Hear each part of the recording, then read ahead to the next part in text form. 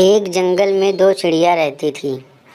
अब उस जंगल में धीरे धीरे सारे फल ख़त्म हो गए थे, तो उन दोनों चिड़ियों को खाने की बहुत ही दिक्कत होती थी। वो दोनों चिड़िया रास्ते में बैठ जाती और आने जाने वालों को देखती। जो कोई कुछ दे देता तो वही वो लोग खा लेती।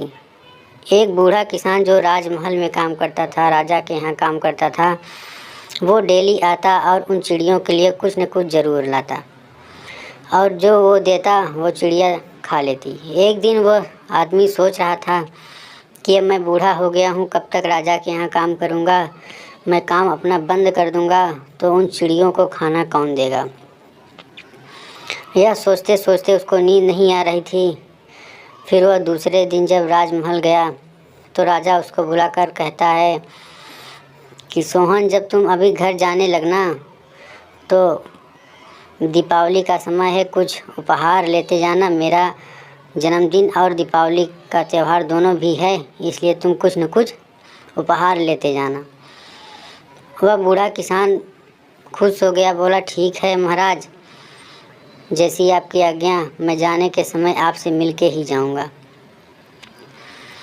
तो वह राजा बोला ठीक है। फिर कुछ देर शांत होने के बाद वह बूढ़ा किसान बोला, अगर आप कहें तो मैं भी आपको कुछ गिफ्ट दे दूं। और राजा बोला ठीक है।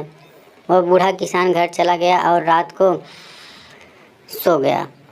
दूसरे दिन वह किसान जब दरबार जाने लगा तो रास्ते से उन दोनों चिड़ियों को लेते गया जो वहाँ रास्ते में बैठती थी और ले जाके राजा के समक्ष खड़ा हुआ और बोला, महाराज, मैं आपके लिए इन दोनों चिड़ियों को गिफ्ट के तौर पे लाया हूँ, आप अपना गिफ्ट देखिए।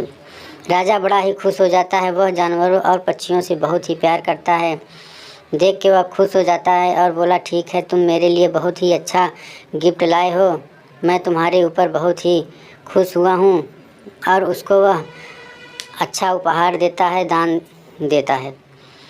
उसके बाद उन दोनों चिड़ियों को एक अच्छा कमरा मिल जाता है। राजा उन चिड़ियों को अच्छा कमरा देता है और अनेक फल ला के देता है खाने के लिए। वो चिड़िया फल और इतना सुख पाकर बड़ा ही उस बूढ़े किसान का धन्यवाद करती हैं और आपस में बात करने लगती हैं कि हम लोग जंगल में दर दर की ठोकरें खा रहे थे और हम लोग आज राज सिंहासन पर बैठे हैं, राजा के यहाँ बैठे हैं। ये सब उस बूढ़े किसान की बदौलत है और उस बूढ़े किसान को बहुत ही आशीर्वाद देते हैं। इससे हमें यह शिक्षा मिलती है कि हम एक दूसरे की मदद करते रहें और जो असहाय और सक्षम हैं उनकी सहायता ज़रूर करें।